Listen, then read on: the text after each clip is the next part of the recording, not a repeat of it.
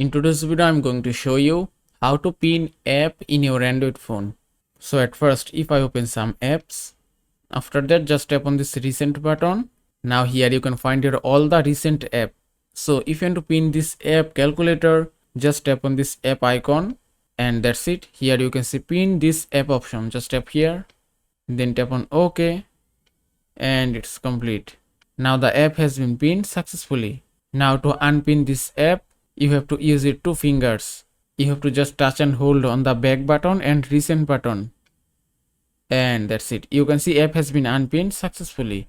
Now just go back and here it is. And that way you can pin any kind of apps as you want. Suppose if I open gallery and then recent button again and then tap on this gallery icon, then tap on pin this app and it's complete. And that is how you can pin app in your Android phone. I hope this video was helpful. If it was, please give it a thumbs up and don't forget to subscribe.